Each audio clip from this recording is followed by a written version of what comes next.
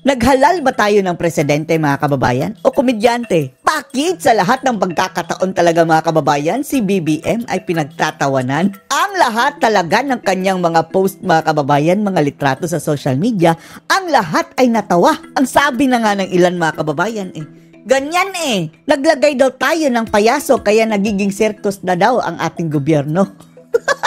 Paano naman kasi ito si BBM? Puro mga paek-ek lang ang pinaggagawa mga kababayan Inspection dito, inspection doon, paturo-turo dito, paturo-turo doon. Sa lahat talaga ng kanyang mga litrato mga kababayan at sa kanilang pinupuntahan, mayroong parang stolen shot na nagturo-turo siya mga kababayan. Oh, anong tinuturo mo sa langit? Gumuho na ngayon tulay andun sa baba. Andun pa rin siya nakaturo sa langit. Nagpunta sa binahaan mga kababayan. Turo-turo na naman. Sabi, ang daming tubig. Ang solusyon daw sa baha mga kababayan ay ipunin natin ang tubig baha para gamitin natin sa tuwing tag-init na mga kababayan. Sumakay ng helicopter, paturo-turo na naman mga kababayan. Anong tinuturo mo sa Andun ka sa taas Dapat sa baba ang turo niyan mga kababayan. Dahil andun ang camera ng abayas Pinipicturan siya mga kababayan. Nakikita siguro ng ibon. Ay ibon! Eye level mga kababayan. Kaya naman ang pagtatawanan. Yan din ang opinyon ni na Dr. Lauren Badoy at ni Ka Eric mga kababayan na ang ating presidente ay napagtatawanan ng mga kababayan. At bagamat katawa-tawa, hindi po sukat akalain mga kababayan ang kanyang ginawang kasamaan. Lalong-lalo na sa ginawa niya kay Tatay Digong mga kababayan. Panoorin niyo po ha. Mo sa social media, no?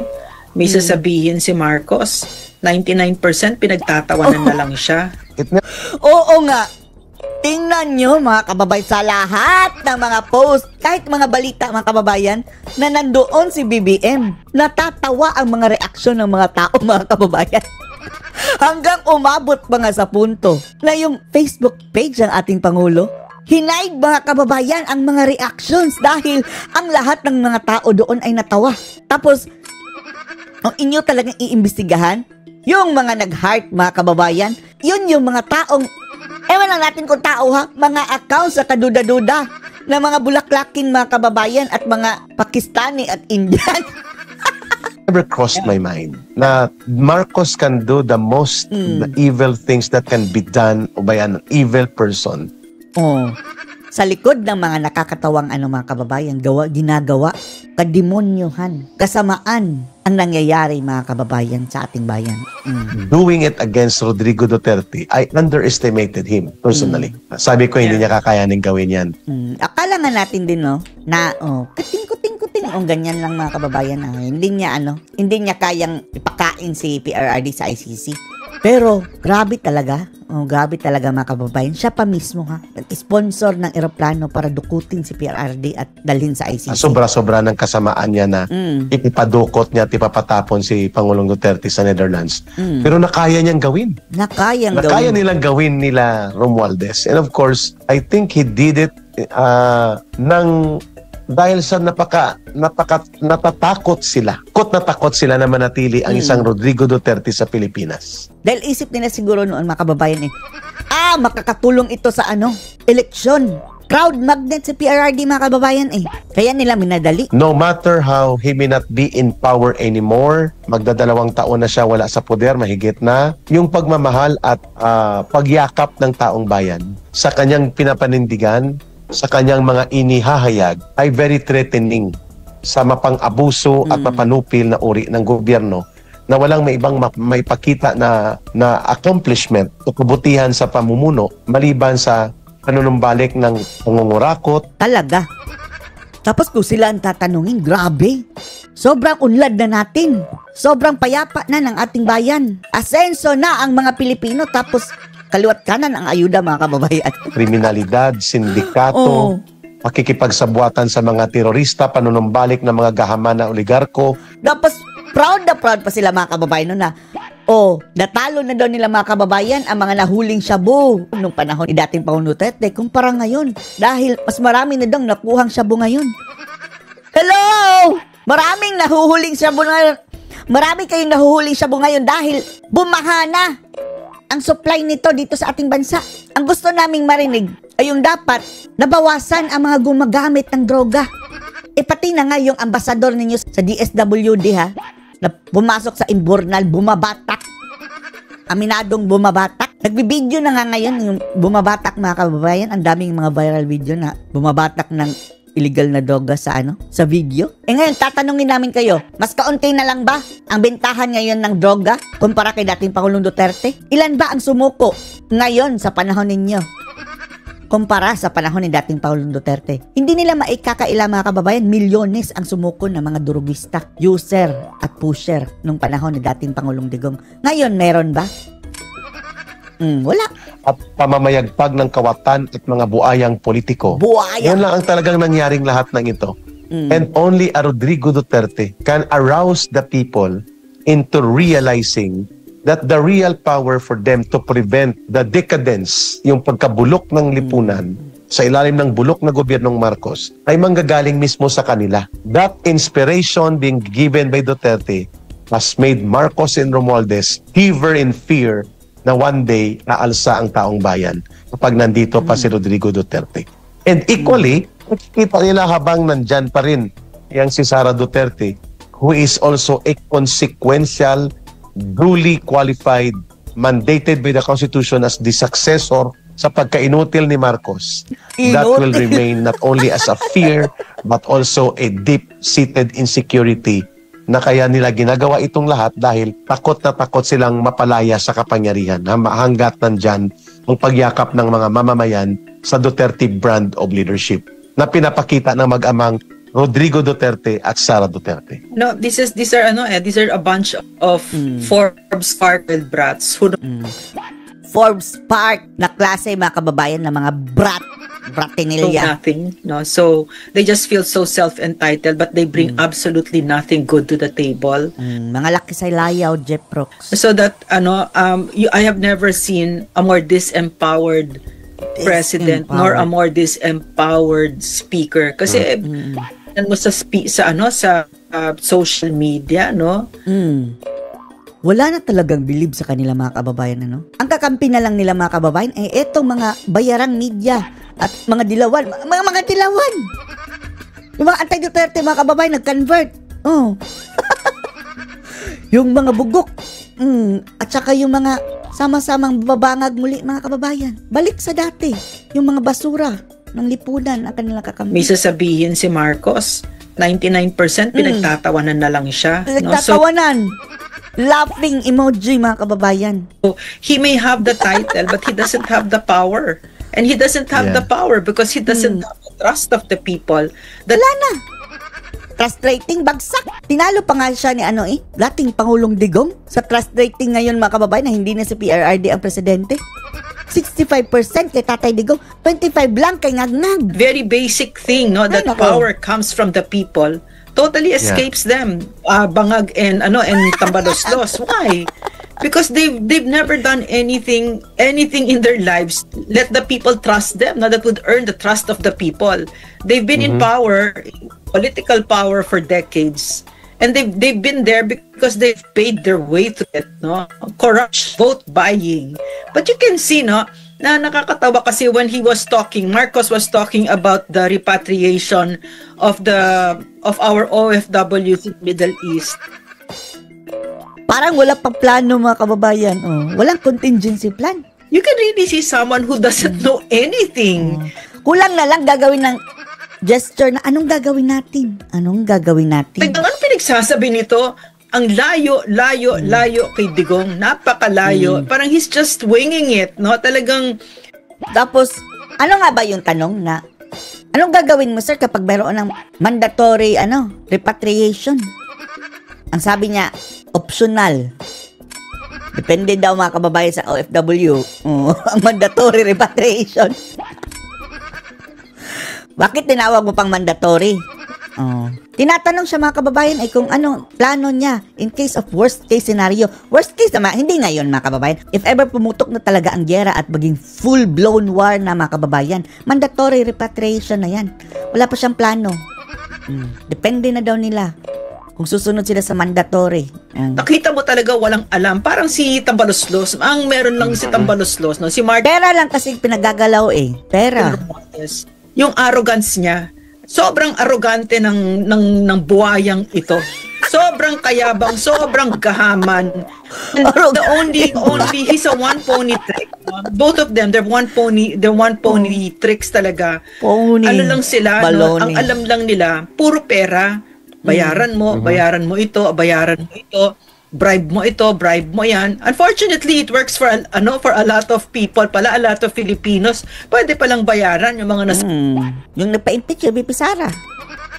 Si Tiongko na mismo nagsabi ha, binribe ng conditional release of funds mga kababayan para pumirma. sa Kongreso, walang mga paninindigan, di ba? Pero it doesn't work for everybody. Hindi nila nabili ang mga taga Davao. Hindi nila maraming Pilipino na hindi nila mabili, di ba? So, yan, alam mo yung Chinese curse, di ba? May you live in interesting times. We live in such interesting times, no? On one hand, of course, my heart bleeds for our country. But on the other hand, parang there's so much that you can observe and learn from what's going on right now. No, na talagang totoo pala 'yon, no, na yung power talagang nanggagaling pala sa tao. Kasi si PRRD talaga is so formidable, no? Formidable. Sa buhay talaga natin, no, naniniwala ako, hindi ka pwede maging literal. Kailangan kung gusto mo maging isang taong malalim, dapat marunong ka ng paradox, ironies, di ba? So, this paradox and this irony of an 80-year-old man who's physically frail, doesn't have a title to his name, is the most powerful political figure in our country right now, moral figure right now, no? And this other guy, si Clown mga kababayan yung pinagtatawanan ng mga netizens. supposed to be the president of the Philippines, is so disempowered. People almost just spit at him. Oh, kulang na lang duduroan mga kababayan. Balita natin na yung iba pa nga, nasira pa nila ang kanilang telebisyon mga kababayan sa panonood kay Ngag-Ngag. Pati na yung kanilang mga cellphone na hampas. Magsasalita siya, kulang na lang duraan siya ng Pilipino at pinagtatawanan siya and the hatred towards him. Yung namigay pa nga siya ng ayuda, ang sama pa ng tingin ng mga tao sa kanya, siya pa namigay ha. Ang mga tao mga kababayan, nakataas yung isang kilay. Ganyan. Diba? So, yun, parang it's all interesting to me. It's all very interesting. Interesting. At makita natin, Ma'am Lorraine, the growing sentiments of rejection by the people of the Marcos Romualdez tandem, their inutile administration is irreversible. Hindi na po yan. Irreversible. Wala na pong mga kababayan, wala na pong pag-asa si BBM na makabawi. Never. Sa 3 taon, kahit pa magsisirko-sirko yan mga kababayan. Pwede na magsirko siya. Kahit anong gawin niya mga kababayan, he will not redeem himself. Bababa siya as pinaka namumuhiang presidente in history sa Pilipinas. Worse than Pinoy, sabi nga tupas siya mga kababayan. Wala na. Tapos ngayon, dinadagdagan pa niya ang kanyang mga kalaban mga kababayan. Hindi pa rin nagbabago. Maangas pa rin mga kababayan. Mapipigilan mga kababayan. Hindi na mapigilan. Pati watawat, binatukan siya mga kababayan. Ang sabi niya, binabatok-batukan ako sa likod ng watawat. Buti nga sa'yo. Hindi yan mapigilan. Mantakin mo, Ma'am Lorraine, napukaw halos ang mga Filipino communities all over the world. Kaliwat kanan po. Hanggang ngayon. Tuloy-tuloy po na nagtitipon. Wow, nasira ang kanyang hair follicle. Pahingi ng hair follicle. Ang mga Filipino communities, they are not the usual na tinatawag na DDS or traditionally Duterte group. No, they are Filipino people na nakita nila kung paano pinagsumikapan ni Pangulong Duterte na baguhin ang lipunan at magkaroon ng totoong para sa taong bayan. Talaga? Dahil etong dating Pangulong Duterte lang mga kababayan ang talagang nagsiservisyo ng makatotohanan mga kababayan. Walang kurakutan, honest, walang kababuyan, hindi mapanglustay, inuuna ang bayan. At higit sa lahat mga kababayan, epektibo ang kanyang war on drugs. Tapos ngayon, siya pa ang pinakulong. Ang best president mga kababayan, pinakulong ng tinaguri ang worst president in Philippine history. Ayon sa sentimiento ngayon ng taong bayan, si BBM ang worst president. Pinakulong niya ang the best president. Kaya na gobyerno, may puso, may damdamin. Wala na talaga. Wala na pag-asa. Matapang, may paninindigan, talagang gumagawa ng direktang Sentimiento pa lang ng taong bayan, oh. Tingnan niyo. Wala nang ganyan si BBM ngayon, mga kababayan. Yung kanyang pasigaw-sigaw na BBM, may ayuda yun eh.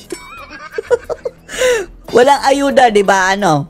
Langaw, mga kababayan, ang dadapo kay BBM. tutol, lupig sa mga mapangwasak na mga salot sa lipunan, droga, sindikato, kriminal, bank robbers, kurakot, magnanakaw sa gobyerno, terorista, at lahat po ng ito ay hindi nagawa ng iba pang mga gobyerno. That kind of realization ay pinakita ng Duterte brand of leadership ay naging nanumbalik muli ng sariwa ng pinadukot ni Marcos ng buong kataksilan at buong kalokohan at walang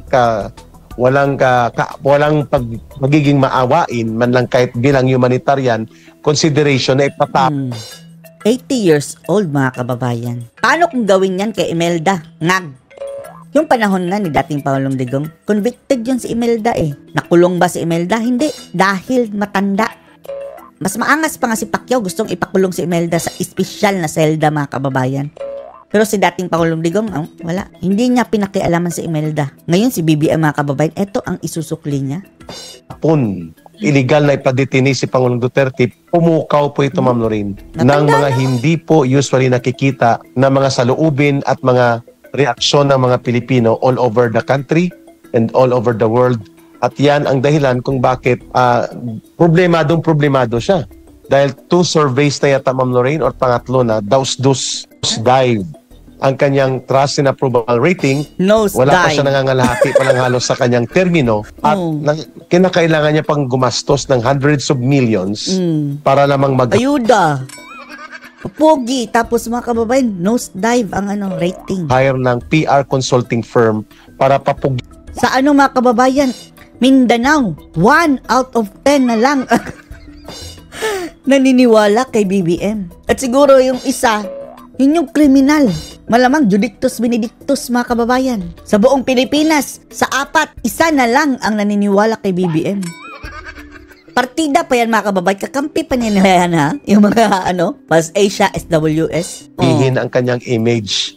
Magtayo sa blackboard, magkabit ng blackboard, pumunta sa kindergarten school, papogi, mga kababayan. Mga bata, basahin nyo ito, pato. Ay, Diyos ko. Pumunta sa MRT. Pumunta sa nasunugan. Nasunog na paaralan, paturo-turo, mga kababayan. Tabulok ka. At yung sinabi mo na irreversible, I think that the point of no return was when PRRD was kidnapped at the Wala na talaga. Walang kapatawaran. Yan na talaga, mga kababayan, yung ginawa niya kay Tatay Digong. Walang kapatawaran. I mean, whoever idiots were behind that idea, talagang siya! Sino ba? Lahat siguro sila, mga kababayan, idiot. Ano naisip nila, mga kababayan, na gawin nila iyon kay Tatay Digong? Lalong magagalit ang tao eh. Sa tingin nila, mga kababayan, mapipigilan nila si Sara Duterte sa pamamagitan ng pagpapatapon ni Tatay Digong sa ICC? Hindi. At bakit si Tatay Digong? Hindi na nga yan tatakbong ulit na mga kababayan, presidente. Nananahimik ng buhay ni Tatay Digong doon sa Davao City. So kung sino man ang nakaisip, mga kababayan, na i-eliminate si Tatay Digong dito is idiot. Well, you did it. You did it for us. Talagang maraming salamat. But even then, it was veering towards that point eh. Yung budget, yung budget na napaka-corrupt, yung impeachment ng Vice President, yung talagang walang humpay na pagnanakaw sa bayan, walang serbisyo, zero service, the poverty rates, the hunger rates, it was veering there, but ito talaga, this one broke the camel's back, yung pagkot kay PRRD at yung pambababoy sa isang presidente na mahal ng Pilipino, mahal na talagang phenomenal yung trust and approval ratings, kinanti nila. Kinalaw nila eto pa naman si PRRD, yan ang malaking pagkakamali ni Ngagba, mga kababayan. Ang nakalaban niya ngayon, taong bayan. Tapos, siguro among their group, mga kababayan, yabang na yabang yan. Dahil magbabarkada daw yan sila, mga kababayan. Si Kibuloy, napakulong natin. Si Duterte, napakulong natin. Tayo na ang malakas dito. Kuting, ganyan. Ginagamit, mga kababayan, ang ating pagkapulisano sa kababuyan. I was given talaga the privilege. I don't know, it's just such a gift to work with PRRD, no? Every day that I worked with him, I was just so happy. Kasi makita mo talaga, mga kababayan, no, Eric, grabe, the adoration of the people for him. How much they loved him. And I was also given that privilege to see how much Yung mga OFW, mga kababayan, sa tuwing nagpupunta si Tatay Digong sa ibang bansa, grabe dinudumog ng mga tao, mga kababayan. Paano si BBM ngayon? Andun daw sa Japan, mga kababayan, na hindi nagpaalam. Hindi inanunsyo, pabigla-bigla, mga kababayan, nagulat yung mga media. Tinanong ng media si Claire Castro, mga kababayan, bakit hindi kayo nag-anunsyo? Hindi kayo nagtanong eh! Wow! Ano kayong ginagawa na naman sa Japan? Pero pupunta yun ng Japan ngayon sa BBM andun. Tingnan natin kung hindi siya mabato ng kamatis ng mga tao doon, mga kababayang OFW. Sukang-suka sa kanya, mga kababayan eh. Kung mayroon man silang mga kababayan tipon-tipon, piling-pili lang, mga kababayan, ang pumupunta. Yung mga kabangagan din. She also loved them. No, that in public and in private, talagang walang phony, walang Phony, fake, baloney. walang PR, walang ganon. I saw how he would really come up. Umiiyak ang mga tao, mga kababayan, na nakita kay Tatay Digong. Napapaluha sa saya at saka parang mataas ang pag-asa ng mga tao, mga kababayan. At least nagkaroon sila ng pag-asa ng ganitong klaseng leader sa ating bansa na hindi kurakot, hindi balasubas. Tapos eto pa, ang kanilang ipapakulong, mga kababayan.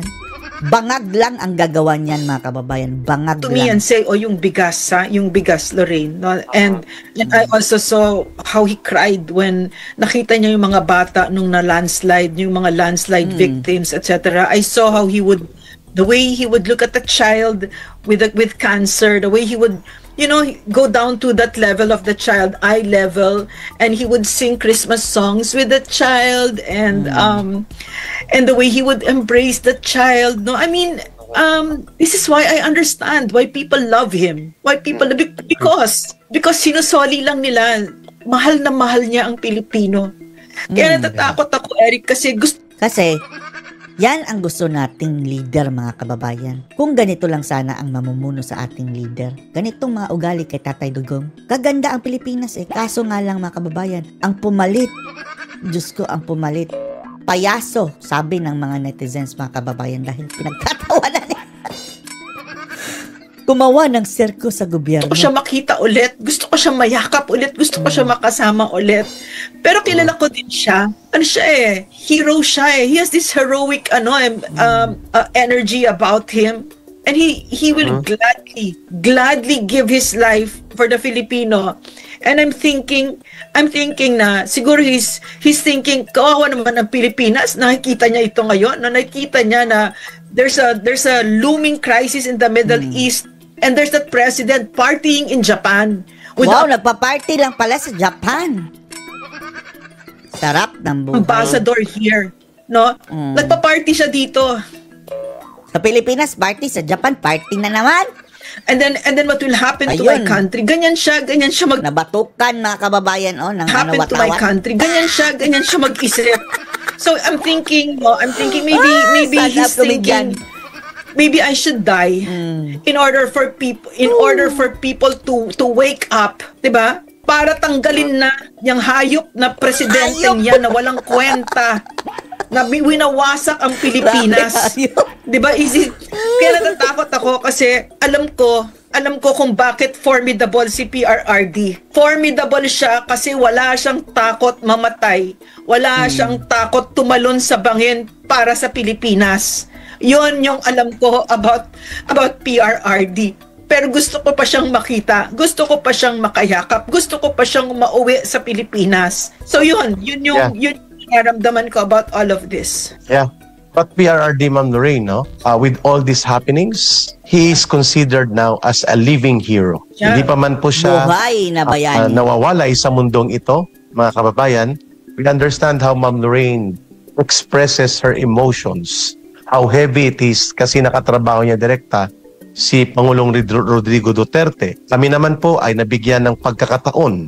Binago po nila ang aming pagtingin sa tinatawag na gobyerno. At indeed, there can be a chance for a redeeming and a reformative. Sa panahon ni dating Pangulong Digong, mga kababayan, marami ang sumuko, mga kababayan, na mga rebelde. Dahil, eto na ang gusto nating leader. Eto na. Kaya nga galit na galit sa kanya ang mga natitirang mga komunista, mga kababayan. Eto na paghihiganti nila. Dahil na-dismantle ang kanilang grupo, mga kababayan. Huwag kayong mag-alala, mga sumuko na mga ex-NPA. Dahil mayroon pa namang VP Sara Huwag kayong bumalik sa mga sa pagiging NPA. Ginagamit lang kayo. Nakikita nyo naman ngayon Sarap ng buhay ng mga leader ng mga NPA, mga kababayan, ng tapanggap ng mga legal ko noon. Tapos kayo, andon sa bundok, walang pagkain, walang maayos sa tulugan. Ginagago lang kayo. May pag-asa pa tayo sa VP Sara sa 2020. Government.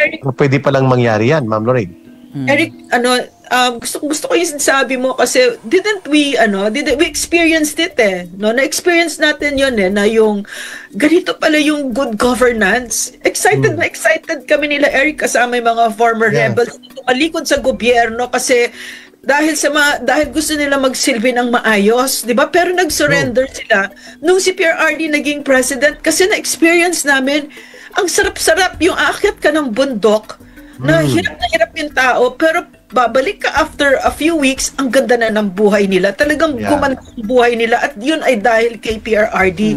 So yung sinasabi ni Eric, naramdaman ng mga former rebels, na hindi na kailangan makipag-away sa gobyerno kasi gobyerno na mismo ang nagsisilbi sa bayan for the first time, di ba? Sorry, Eric, I interrupted. Yeah, I agree to that. Yung pagtitiwala namin, dati kaming kalaban ng gobyerno, yung laso ng aming utak, kami po'y yumakap sa landas na madugo at marahas, sa ideolohiyang banyaga na itinanim sa aming utak nung kabataan pa kami, at wala kaming tiwala sa gobyerno until dumating ang isang Rodrigo Duterte. See, mga kababayan, ang laki talaga ng naitulong ni Tatay Digong sa ating bayan. Tapos siya pa ang pinakulong. Anong masasabi niyo dito, mga kababayan? Post your comments below.